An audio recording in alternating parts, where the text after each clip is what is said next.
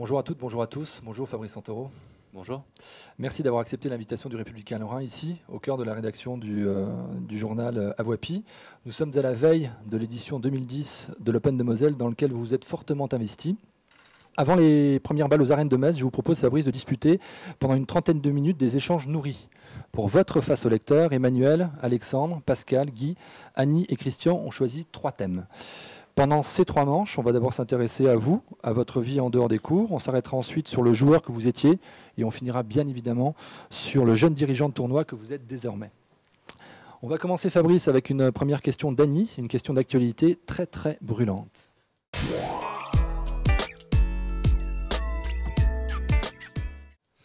Alors bonjour. Bonjour Annie. Vous qui avez pris votre retraite à 37 ans, que pensez-vous de la retraite à 62 ans? Ah, Et directement dans le vif du sujet. Voilà.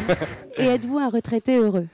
Alors moi j'ai pris une retraite, c'est une retraite sportive. Je suis en aucun cas retraité. Je suis quelqu'un de très actif et je le resterai, j'espère, le plus longtemps possible. Oui, je suis heureux puisque ça a été ma propre décision. À l'inverse de 95% des sportifs qui doivent arrêter, soit sur décision médicale puisque leur corps les lâche, ou sur décision du milieu du tennis qui ne veut plus d'eux, c'est-à-dire qu'ils perdent leur niveau, à un moment donné ils sont obligés de se retirer. Moi j'ai décidé de cette fin de carrière, je me suis dit je veux arrêter en étant encore compétitif et en bonne santé, donc je me suis offert ce luxe-là, et j'ai arrêté donc à 37 ans en étant 50e mondial. J'aime beaucoup ma nouvelle vie, oui, puisque j'avais énormément de joie dans mon métier, et beaucoup de gens sont au courant de ces joies-là. Mais il y avait pas mal de frustrations aussi, qui étaient restées un peu dans l'ombre, dont on parle peu. Et ces frustrations aujourd'hui n'existent plus. Vous avez rangé vos raquettes. Christian se pose avec vous la question de l'après-tennis.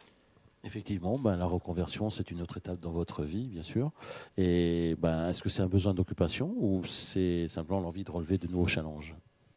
C'est un mélange des deux. Je pense qu'à 37 ans, on peut pas ne plus avoir de challenge et de projet. Je me sens comme un jeune homme qui viendrait de terminer ses études. Alors j'ai fait de longues études, 21 ans de carrière. Ça a été, c'était assez long. Mais oui, j'ai envie d'avoir de nouveaux projets, de nouveaux challenges. Alors même si en cette année 2010, j'ai pris quelques engagements à droite à gauche, comme l'Open de Moselle. Je suis aussi d'ailleurs consultant pour RTL à la radio, ambassadeur pour la Française des Jeux, Lacoste. Donc je suis déjà bien occupé. Je continue à disputer des exhibitions puisque j'aime le contact avec le terrain. Mais toutes ces occupations me laissent encore du temps pour avoir un autre projet dans les prochaines années. Je ne sais pas encore lequel. Et si c'était à refaire, Emmanuel s'interroge sur votre carrière. Bonjour Emmanuel. Bonjour. Et si vous n'étiez pas devenu joueur de tennis professionnel, quel métier auriez-vous exercé? Alors c'est une question qu'on me pose souvent mais que je ne me suis jamais posée. Puisqu'à 6 ans, j'ai pris une raquette. Et à 9 ans, j'étais champion de France. À 10 ans, 11 ans, 12 ans, champion d'Europe. Et en fait, à 16 ans, je suis devenu professionnel naturellement. Pour un gamin, c'était... aujourd'hui, lorsque je vois des gamins de 15-16 ans ou 17 ans passer pro, je suis assez impressionné. Mais lorsqu'on le vit, ça paraît assez naturel, puisqu'on est dans le bain tous les jours, on s'entraîne tout le temps. Et je me suis pas posé cette question quand j'étais gamin, en fait. Pour moi, j'allais devenir joueur de tennis professionnel. Alors avec du recul, c'est vrai que si j'avais pu poursuivre mes études, j'aurais peut-être choisi une voie. J'ai toujours aimé les médias déjà. J'aurais pu aussi m'intéresser. Je sais pas, j'aime beaucoup l'immobilier. Je m'intéresse pas mal à la finance, à l'économie. Je m'informe beaucoup de ce qui se passe dans le monde. Donc j'aurais choisi un peu une de ces voies. Pascal s'intéresse lui à l'emploi du temps forcément chargé d'un ancien sportif de haut niveau. Pascal. Oui, bonjour. Et vous venez de le dire, mais cette longue carrière, elle ne vous a pas fait passer à côté de choses et vous avez fait des sacrifices. Avez-vous des regrets d'être passé à côté de quelque chose au moment de l'adolescence ou un peu plus jeune adulte? Des regrets, non. Alors c'est vrai que j'ai pas eu une vie normale et je m'en rends encore plus compte aujourd'hui où j'ai une vie normale. Durant 21 ans, j'ai jamais dormi plus de 20 jours dans le même lit. Donc c'est quand même une statistique qui parle d'elle-même. Aujourd'hui, voilà, le simple fait de me coucher dans mon lit, de me réveiller, de me préparer un petit déj et de ne plus avoir à prendre l'ascenseur pour descendre à la réception prendre son petit déj, c'est quelque chose que j'apprécie. Voir mes amis, planifier un concert, des vacances, pouvoir se coucher un peu plus tard en ayant bu un verre de vin et puis manger un plat dont on avait envie. et pas se coucher 11 heures après avoir bu un verre d'eau et puis manger une énième assiette de pâtes. Donc j'apprécie les plaisirs de la vie sans tomber dans l'excès, puisque je ne suis pas quelqu'un d'excessif, je suis toujours assez mesuré dans ce que je fais. Mais alors, pour répondre clairement à votre question, oui, je suis passé à côté de certaines choses. L'adolescence, les soirées, les bars, les fêtes d'étudiants. Mais j'ai vécu une expérience professionnelle extraordinaire, unique, j'ai envie de dire. Et si c'était à refaire, je ferais exactement la même chose. La vie côté cours et côté jardin, une question d'Annie. Donc votre père a été votre entraîneur, vous êtes relativement discret sur votre vie privée. Pour vous, la famille, ça représente quoi? C'est sacré? C'est tout, c'est mon équilibre, mes valeurs, mon éducation, le fait d'avoir toujours gardé les pieds sur terre, tout cela, voilà, je le dois à mes parents qui m'ont inculqué les bonnes valeurs lorsque j'étais gamin. Et c'est pour ça que tout ce qui se passe entre 0 et 10 ans est très très important. Donc mes parents étaient au niveau. Et voilà, donc derrière, ils m'ont accompagné dans ma passion, ils m'ont toujours épaulé, toujours soutenu. Mais j'ai toujours gardé un contact avec la réalité de la vie, la réalité des choses, et donc un contact direct avec ma famille et ma sœur aussi. Peut-on être à la fois un champion et un fan? Une question d'Alexandre. Bonjour Fabrice. Alors, j'aimerais savoir, en tant qu'ancien sportif, quel est le sportif que tu admires le plus hors le milieu du tennis? Bon, il y en a un certain nombre. La première fois que j'ai rêvé, avec un royaume des sportifs, c'était pour le Mondial 82, l'équipe de France de football. À l'époque, c'était Platini que j'admirais énormément. Par la suite, il y a eu Zidane, que j'ai eu la chance de rencontrer, qui est quelqu'un d'extraordinaire. Et je me suis souvent, c'est quelqu'un qui a un petit peu dérapé par la suite, mais je me suis souvent réveillé au milieu de la nuit lorsque j'étais gamin pour voir les combats de Mike Tyson. J'étais passionné par cette puissance qu'il dégageait et ces chaos qu'il délivrait en quelques secondes ou quelques minutes. Beaucoup d'admiration en fait pour les sportifs qui évoluent longtemps au plus haut niveau. Alors souvent le public se lasse un petit peu et a envie que les têtes changent, mais moi j'aime bien que les têtes restent en fait. J'aime bien voir Federer gagner des titres et des titres. J'aime bien Tiger Woods voir gagner plein de gros titres. Ou Michael Schumacher être champion du monde plusieurs fois à la suite. Parce que je sais les efforts et la discipline que ça demande. Donc lorsqu'ils accèdent à ce niveau-là, j'aime bien qu'ils y restent très longtemps. Est-ce que vous investissez dans le milieu caritatif? Une question. J'en ai oublié un sportif que j'ai énormément admiré qui était Sergei Bobka. Pareil, pour tous ces records du monde en fin de meeting, quand tous les athlètes étaient rentrés, ils mettaient la barre à 6,12 m, puis à 6,15 m. C'était fantastique. Question d'Annie sur votre investissement en dehors des cours. Oui, donc de nombreux sportifs créent des fondations pour financer des projets ou pour soutenir des causes humanitaires. Avez-vous de tels projets? Êtes-vous engagé? Ce sont des choses déjà que je n'ai pas ma propre fondation, mais j'interviens assez discrètement en général pour différentes causes. Ça sera un peu plus médiatisé, j'ai envie de dire, pendant l'Open de Moselle, puisqu'il y aura un stand qui lutte contre la maladie de Charcot. Je m'investis dans cette maladie depuis une dizaine d'années dans le sud de la France, puisque j'ai un ami qui est atteint par cette maladie. Et puis j'ai été contacté par un jeune de Nancy il y a un an maintenant. Et voilà, on a décidé de faire un stand à l'Open pour mettre en avant cette maladie durant toute la durée du tournoi. Quel est le numéro gagnant? Alexandre s'interroge sur le contenu de votre répertoire de portable. J'aurais aimé savoir quelle est la personnalité la plus connue dans le répertoire de question, téléphone portable. Je peux pas vous dire, je l'ai éteint. Non, bonne question. On va rester dans mon sport. Ça doit être Federer alors. On va pas sortir des sentiers du sport. On se l'échange après ou... Oui, bien sûr. Il attend votre appel d'ailleurs. Surtout en ce moment. Il attend, je veux savoir pourquoi il a perdu avec 2 balles de match. Annie souhaiterait connaître votre définition de l'élégance. Oui, vous êtes un adepte donc de la marque Crocodile qui symbolise la classe à la française. Est-ce que vous faisiez attention à votre look sur les cours et actuellement? Oui, j'ai toujours fait attention, bien entendu. Alors tout d'abord, le Crocodile et donc Lacoste est mon partenaire le plus fidèle. puisque lorsque j'ai débuté ma carrière à l'âge de 8 ans, ils ont été les premiers enfin ma carrière, c'était pas un début de carrière, mais lorsque j'ai débuté la compétition, Lacoste m'a offert mes 2-3 premiers polos et je les ai jamais quittés. C'est une relation de confiance, de fidélité avec la marque, avec la famille Lacoste. Et donc ça fait 29 ans que je le porte ici. Donc j'en suis fier, c'est vraiment l'élégance par excellence. Après, j'aimais bien jouer avec tout en blanc. Je trouve que c'était à une période où certains jouent avec des polos très, très colorés, des tenues un peu... Il y en a pour tous les goûts, ce qui est bien aussi, avec ou sans manches. Moi, j'ai jamais osé mettre en avant mes biceps.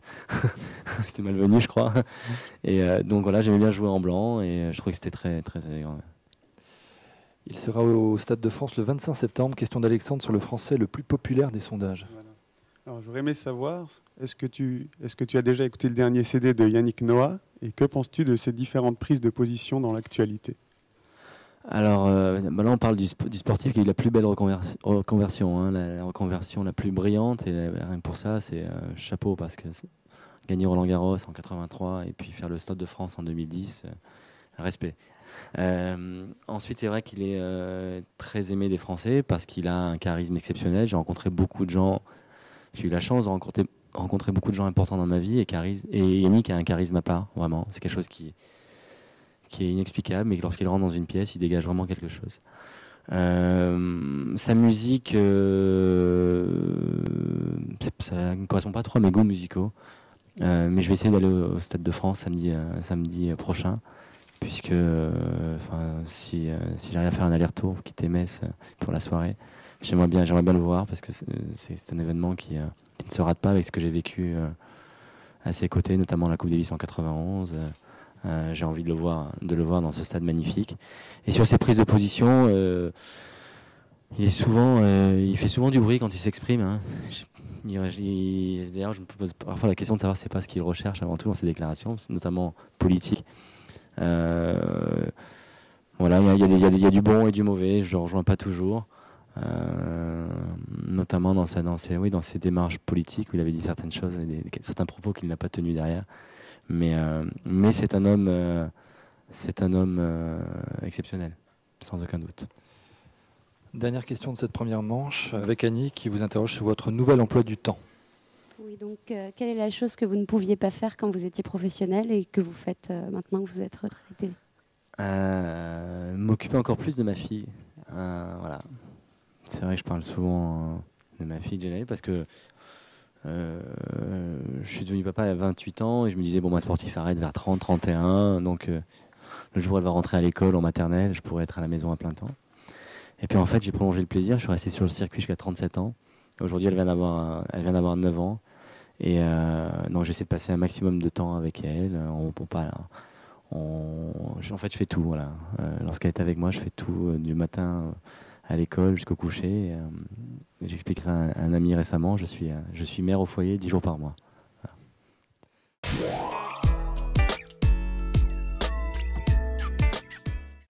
On va entamer le deuxième set de cette rencontre avec une question de Guy et un petit flashback pour commencer. Vous avez été notamment champion de France cadet, où j'ai eu l'occasion d'ailleurs de te voir à Roland-Garros cette année-là, et junior. Par qui as-tu été détecté à l'époque et comment as-tu commencé ta carrière professionnelle, en fin de compte? Donc détecté, ça se fait très très jeune la détection. Hein. Je me souviens avoir joué ma première compétition internationale à l'âge de 9 ans et demi. J'avais fait une rencontre Israël-France qui se disputait à Tel Aviv. J'avais quitté mes parents, la famille, la maison, pour prendre l'avion, aller à Tel Aviv avec l'équipe de France. Et là, ça paraît très prématuré, mais bon, je l'avais fait. À l'époque, j'avais été détecté donc, dans mon club parce que en frappant mes premières balles, j'ai voulu jouer un tournoi. Et en jouant un tournoi, je l'ai gagné, donc j'ai assuré la coupe. Puis un deuxième, pareil. Et donc on s'est dit, il y a un petit jeune là-bas qui joue pas mal. On va aller le voir jouer. Et la curiosité a amené à des gens, des responsables régionaux à venir me voir plus souvent. Puis c'est comme ça que ça se passe en fait. On franchit les étapes. C'est un peu le parcours du combattant pour arriver au niveau. Mais c'est possible. Ensuite, la deuxième partie de votre question.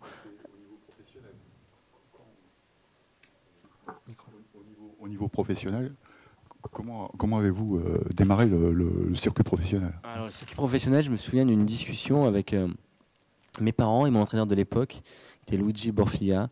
J'avais 15 ans et demi, 16 ans. J'allais rentrer en seconde. Et on était à Roland-Garros, discussion donc improvisée. Voilà, Fabrice, tu as le niveau maintenant pour être professionnel, pour te lancer à plein temps sur le circuit. Qu'est-ce que tu veux faire? Continuer tes études, être professionnel ou faire les deux? Mais tel niveau pour être à 100% sur le circuit et jouer tous les tournois majeurs. Donc c'était la première décision importante de ma vie. Une décision lourde, parce qu'à 15 ans et demi, 16 ans, même si on est en avance, même si on joue bien, on n'a aucune certitude de réussir au plus haut niveau pendant 10-15 ans. Et j'avais demandé un conseil à mon papa. Et il m'a dit, choisis ce que tu veux, mais fais-le à fond. Voilà. Donc je l'ai écouté. J'ai choisi le tennis, parce que vraiment c'était ma passion. Et je l'ai fait à fond, parce que ça a duré 21 ans. Alexandre souhaiterait revenir sur vos 4 décennies sur le circuit. Voilà. Donc, comme tu viens de le dire, tu as joué plus de 21 ans à haut niveau. Comment expliques-tu ta longévité sur le circuit professionnel? Tout d'abord, quand on aime, on ne compte pas. Donc, voilà, moi, je suis vraiment passionné de tennis. Aujourd'hui, je joue encore 3 fois par semaine avec des copains ou des pros, des joueurs de tout niveau. Parce que j'aime taper dans une balle, j'aime la sensation d'impact dans la raquette, j'aime réfléchir sur un terrain. Après, pour réussir aussi longtemps, il faut cette passion-là, parce que ça demande beaucoup d'efforts, beaucoup de concessions au quotidien. Tous les matins, on met son short, ses baskets, et on va frapper des balles, et des centaines et des milliers de balles. Ensuite, on fait sa valise, on part. Je suis parti 8 mois par an pendant 21 ans, dans les hôtels, les aéroports. Enfin une ou 2 nuits par mois dans les avions. Donc c'est énormément de sacrifices, de voyages. À côté de ça, comme on l'a dit au tout début, pas trop d'adolescence, pas une vie qui était pas du tout normale. Mais c'est ce qu'il faut pour durer. Et après, il faut aussi chercher en permanence à progresser. Parce que ne serait-ce que pour stabiliser son niveau, il faut progresser en permanence, puisque les autres progressent derrière. Et quand je vois le tennis que je pratiquais en 90 et le tennis que j'ai pratiqué en début d'année en 2010, c'est plus du tout le même joueur. Et heureusement pour moi, parce que le tennis a énormément évolué. Et le dernier paramètre, c'est qu'il faut rester en bonne santé pendant 20 ans. Ça, c'est un vrai problème. Donc, hygiène de vie irréprochable, 9 heures de sommeil, pas d'alcool. J'ai jamais allumé une cigarette de ma vie. Dès que j'avais une douleur, je m'arrêtais le temps nécessaire, mais jamais pris d'anti-inflammatoire pour masquer une quelconque douleur, une quelconque petite douleur qui pouvait en déclencher une grande derrière. Donc toujours respecter son organisme, prendre des vacances, parce que se reposer, ça fait partie du métier. Et voilà, donc pas d'erreur sur l'hygiène de vie, le sommeil. Si je me couchais tard, rentrer à 2-3 heures, je savais que le lendemain, j'avais pas entraînement. Parce qu'on peut pas se coucher à 3 heures du mat et se lever à 7 heures pour aller s'entraîner 4 heures. Ça, c'est pas très bon pour l'organisme. Donc voilà, pas d'excès. Et puis, mais avant tout, c'est la passion. Une question technique maintenant posée par un ancien 1-6. Oui.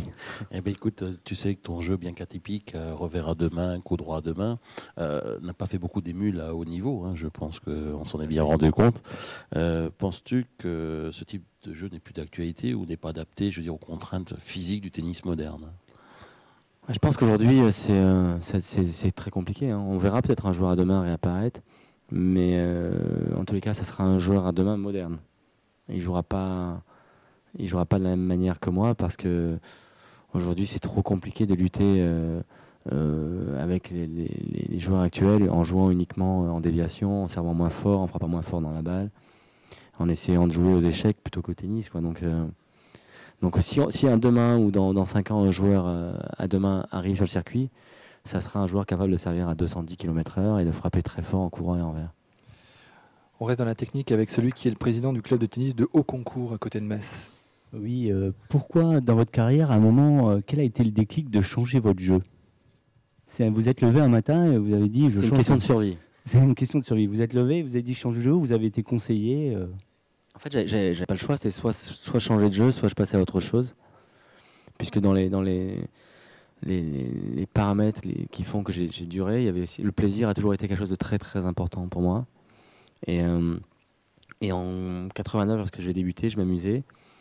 Et très vite, sous la pression, j'ai plus joué pour ne pas perdre que pour gagner.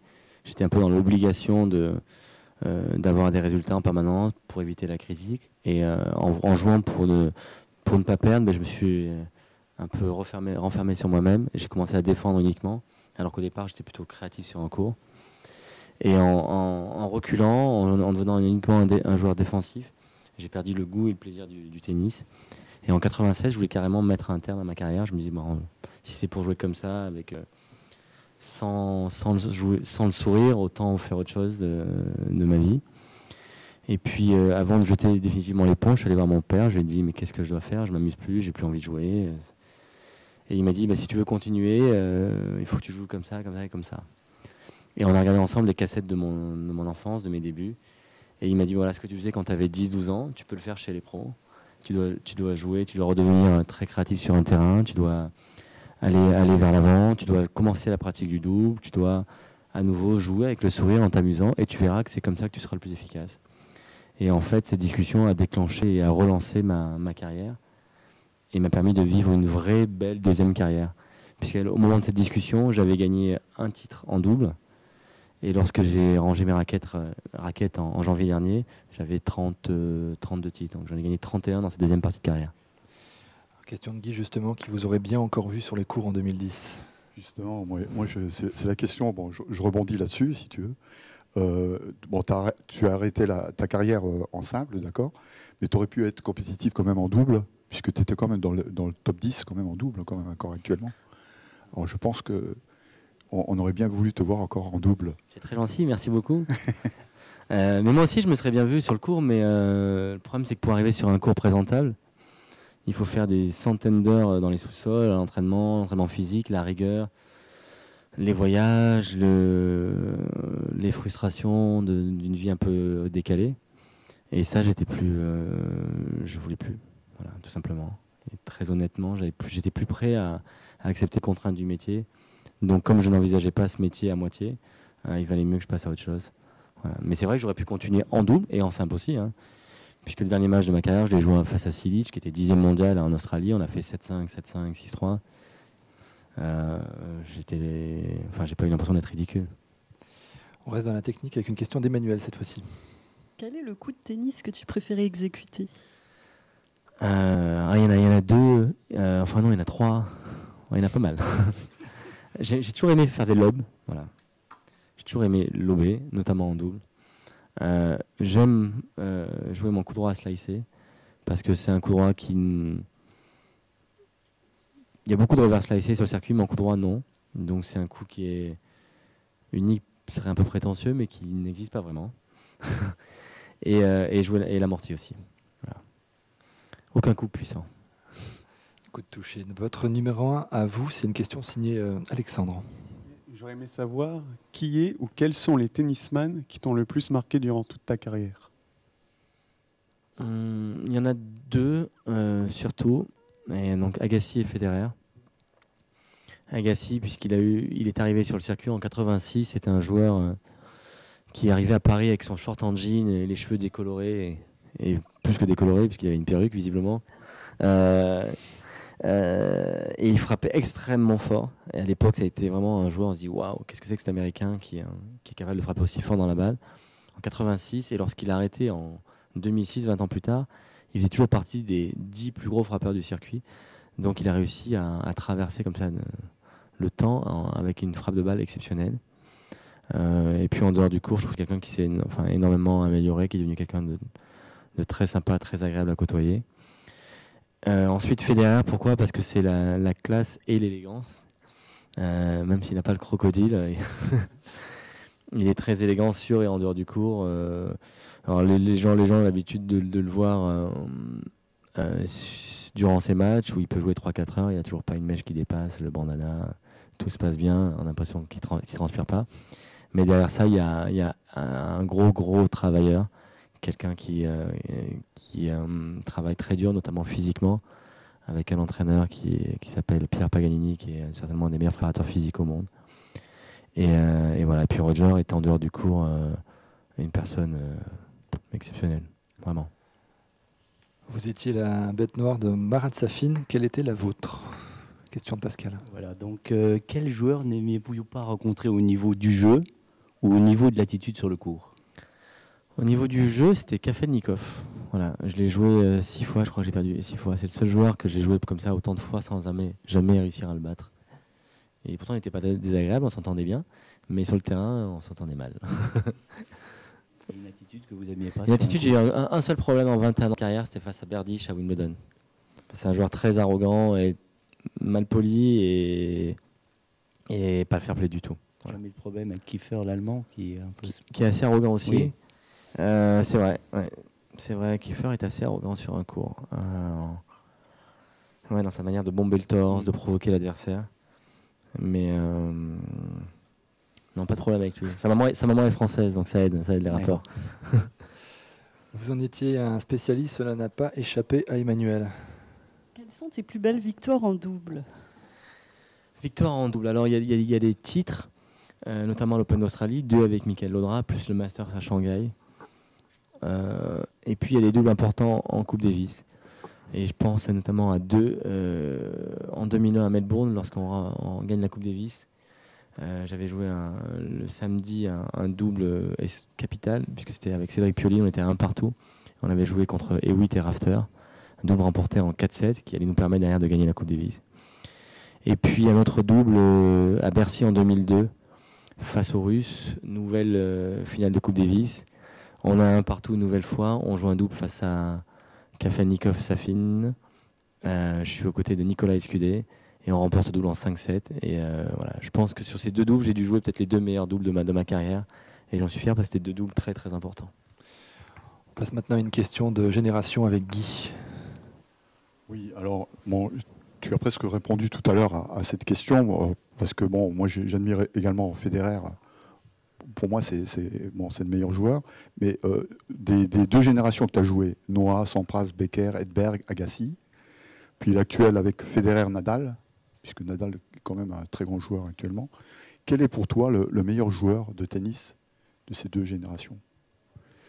C'est très difficile de répondre peut-être parce que... Parce qu'il y a quand même, vous avez cité que des monstres du jeu, donc les plus grands champions du sport. Hein, puis on pourrait remonter avec 2 générations avant. Hein, des Borg, McEnroe, Lever, Oswald, tout ça. Mais bon.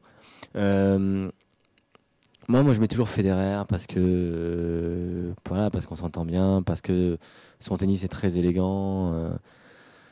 C'est quand même le plus beau palmarès aujourd'hui. Il a 16 grands chelems, même si Nadal aujourd'hui, en 2010, là, a repris le pouvoir Nadal est plus travailleur que... Moi, je pense pas. Non, il est plus laborieux. Oui, voilà. Il est plus laborieux.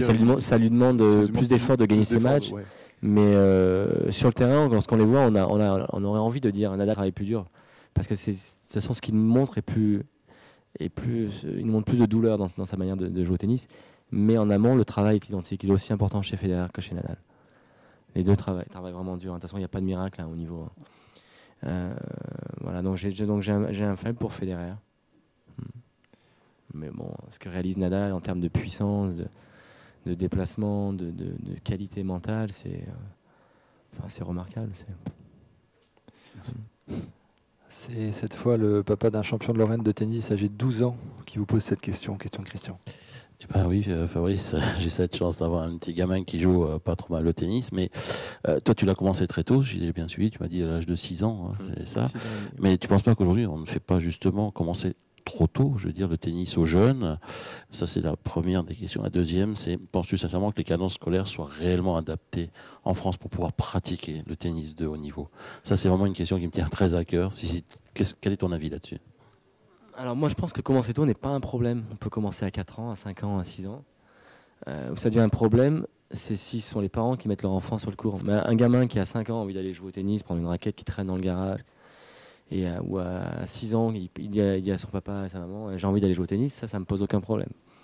Après, si les parents disent, voilà, mon fils doit jouer 7 jours sur 7, à 7 ans ou à 8 ans, parce que je veux qu'il devienne un champion, là c'est un drame. Et moi, ça n'a jamais été ma situation. C'est, comme je le disais au début de notre entretien, moi j'avais une passion, je voulais jouer au tennis, et mes parents m'ont accompagné.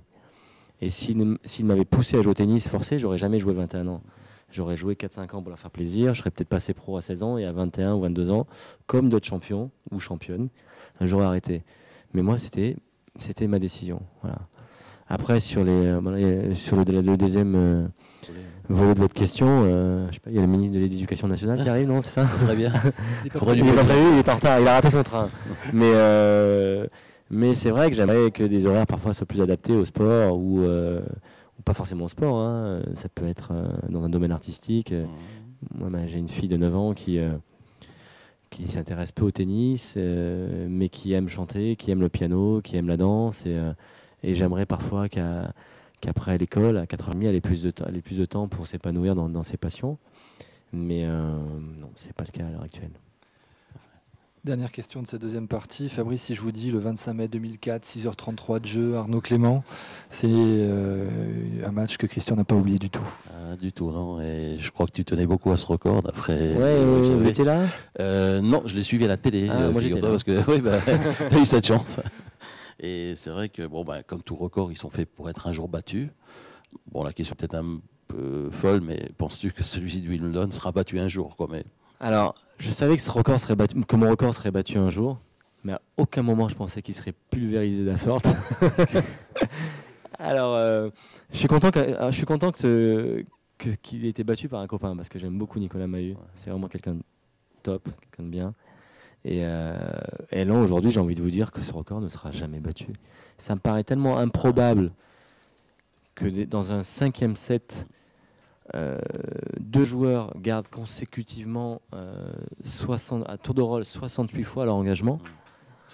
C'est hallucinant. Ça fait quoi? Ça fait 136 jeux de service, 137, puisque Isner a gagné, 137 jeux de service gagnés consécutivement.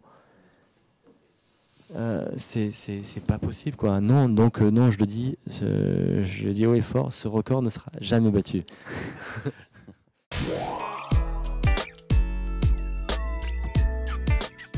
On passe à la troisième partie, l'Open de Moselle. Côté court, avant de s'intéresser aux coulisses, question d'Emmanuel pour commencer. Quel est ton plus beau souvenir en tant que participant à l'Open de Moselle? Alors c'est un souvenir en double, aux côtés de Richard Gasquet.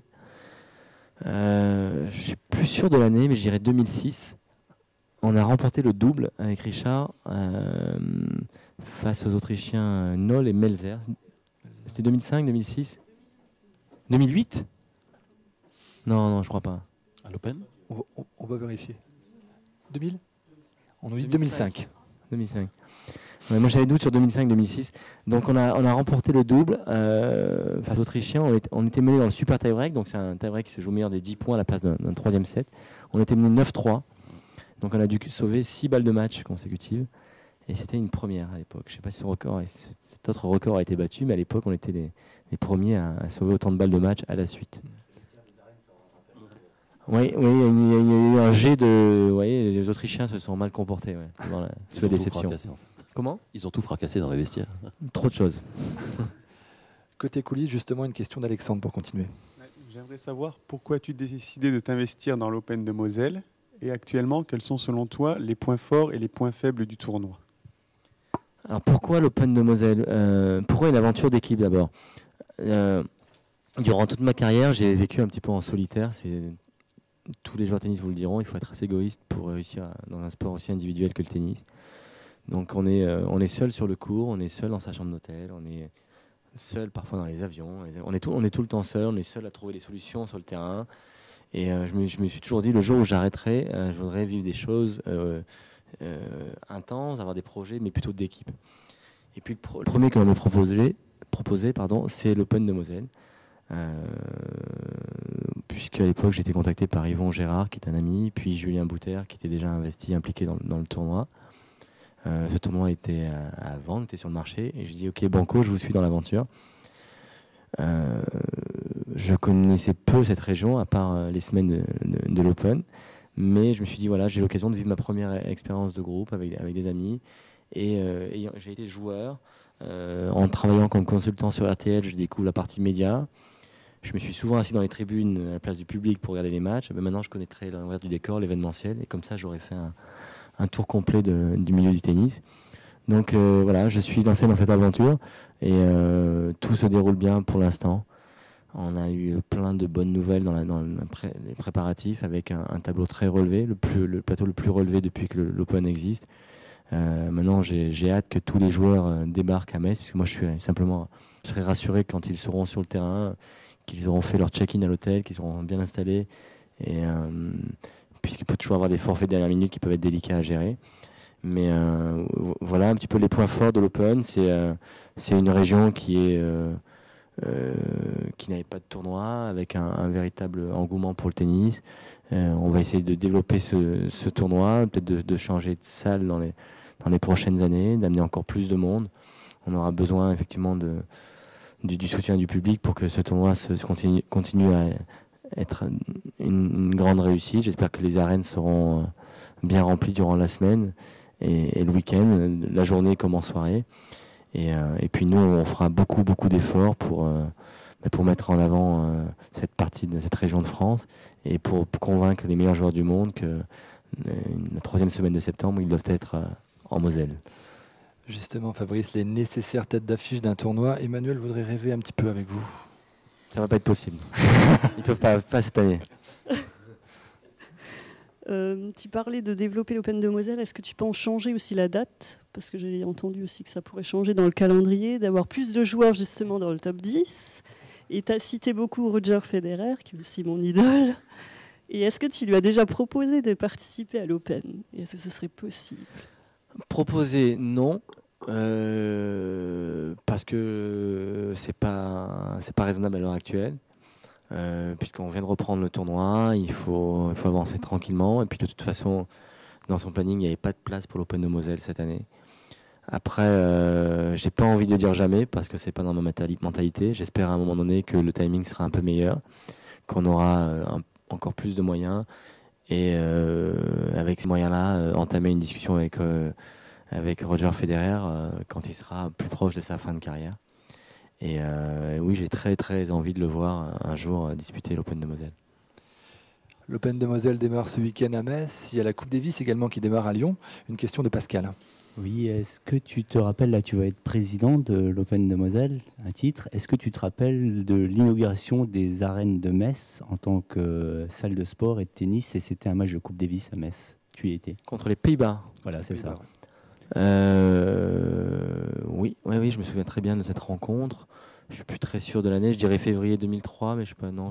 Et tu as fait le double avec qui? Cédric, non? Je sais plus. 2002. Février 2002. Ouais. Oui, 2002, d'accord. Il y avait Sébastien Grosjean, Arnaud Clément, Pioline, Cédric Pioline. SQD peut-être, non? SQD et toi. Oui, tout à fait. Oui, je m'en souviens. Oui. On va terminer avec une question encore d'actualité. Les paris en ligne font fureur en ce moment. On va terminer par une question d'Annie. Quel est votre pronostic pour la demi-finale de Coupe Davis qui va se dérouler ce week-end? Déjà, je trouve regrettable qu'il n'y ait pas Joe Wilfried Tsonga, Julien Benneteau dans l'équipe de France, mais aussi Juan Martín del Potro dans l'équipe d'Argentine, puisque je trouve que les belles rencontres, quel que soit le sport, les rencontres sont jamais aussi belles que lorsque tout le monde y participe. Après, sur le papier, l'équipe de France a un avantage, avec mon fils Gasquet, Laudra, Simon et Clément. Cette équipe devrait pouvoir battre l'Argentine de David Nalbandian, même si Nalbandian est un joueur extrêmement dangereux, capable de battre mon fils, Gasquet, Laudra, enfin peu importe les joueurs, il est capable de remporter ces 2 points sur un week-end. Et je sais que les Argentins misent beaucoup sur lui. Après, l'équipe de France a un bon double, l'équipe d'Argentine aussi, donc ce sera un point important. Mais voilà, je crois que la France devrait pouvoir accéder à une nouvelle finale, ce qui n'est pas arrivé depuis 2002. Et ça serait très bien et largement mérité, puisqu'on s'appuie quand même, on a une belle génération, une génération de joueurs très importante. Merci Fabrice.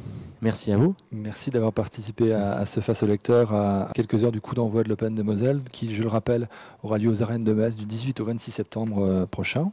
Merci au nom des 6 lecteurs autour de moi qui ont beaucoup travaillé, qui ont préparé les questions pour vous. Merci à vous pour toutes ces questions. Voilà. Et puis venez nombreux à l'Open de Moselle, on vous attend.